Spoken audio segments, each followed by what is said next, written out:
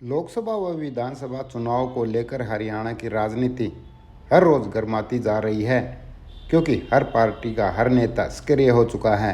बात करें कांग्रेस की तो हरियाणा में भले कांग्रेस कई गुटों में बटी हो, पर हर गुट अपने अपने स्तर पर सत्ता पाने के लिए एड़ी चोटी का जोर लगा रहा है, जिसमें हरियाणा कांग्रेस के एसआर के गुट के दिग्गज कुमारी शैलजा, रणदीप सुरजेवाला व किरण चौधरी संदेश यात्रा निकाल रहे हैं।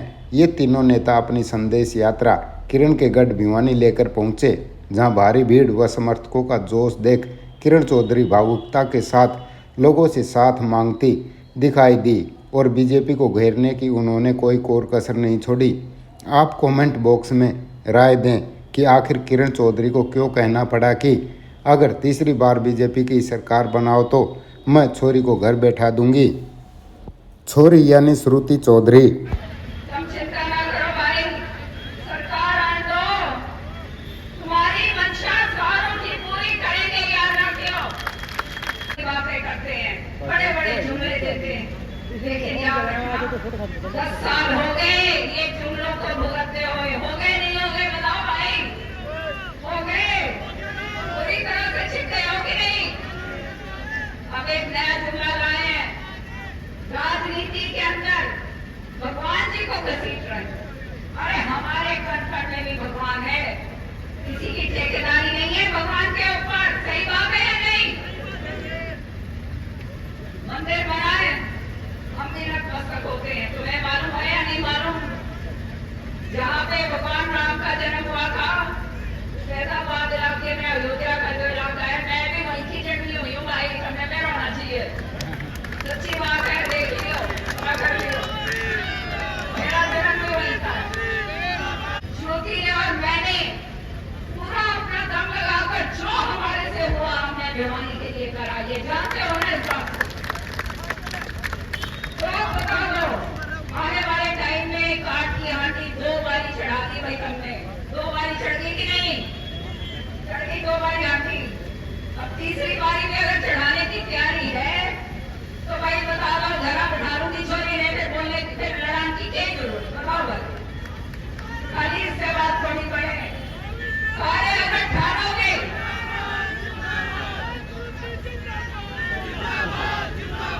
सारे अगर परिवार कहेगा कि हम तुम्हारा साथ देंगे तो हम आगे बढ़ेंगे, नहीं तो भाई हाथ जोड़कर अपने घर को बैठे ही। तो बता दो मुझे, बताओ मुझे, चाहते हो कि नहीं चाहते हो?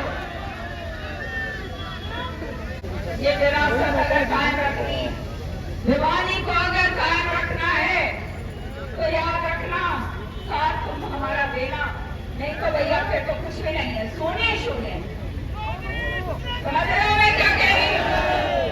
ये बात समझ जाओ। हम यहाँ पे आपकी सेवा के लिए, और कुछ नहीं चाहिए हमें। जो आपके साथ गलत हो रहा है उसको सही करने के लिए है, और कुछ नहीं चाहिए। और जो आपके खिलाफ और आपके काम के अंदर अड़चन डालता है उसके साथ टक्कर लेना हम अच्छी तरह से जानते हैं। ये क्या जानते हो? अपने मदरसों के, अपने कुर्तों के, अपने टी शर्ट के, और ये सोचो ये लड़ाई मेरी और श्रुति और के शैलजा जी और रणदीप जी की नहीं है, ये लड़ाई आपकी है। ये लड़ाई, बोलो, ये लड़ाई हमारी है। ये लड़ाई, ये लड़ाई, ये लड़ाई। बहुत बहुत धन्यवाद। पिछली बार भी कहा था 75 पार करके जो हालात हुए वो 40 पे आके अटक गए, और वो भी फिर लंगड़ी सरकार जो है चलाई है, जैसे वो गठबंधन करके सरकार चली है। तो ये तो नारे हैं, इनके बोलने से क्या फर्क पड़ता है? मारना मत आपस से आके। किरण जी क्या कहेंगे, जो इंडिया गठबंधन था, एक उम्मीद थी बीजेपी को टक्कर देने की, वो जो खंडमंड हो चुका है, अब सोरेन जो गिरफ्तार हो चुके हैं, ममता कह रही कि अलग चुनाव लड़ेंगे। देखो, मेरा मानना ये है, मेरा पर्सनल, कि ये जनता जो है वो 10 साल उपरांत पूरी तरह से उब चुकी है। महंगाई का इतना ज़बरदस्त प्रकोप है, बेरोजगारी का इतना ज़बरदस्त आलम है, भ्रष्टाचार चरम सीमा पर है।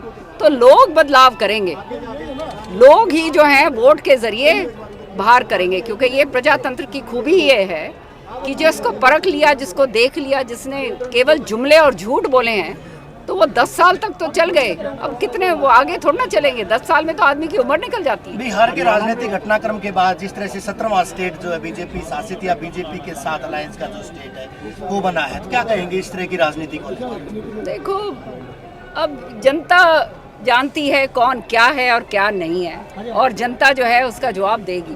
भाई साहब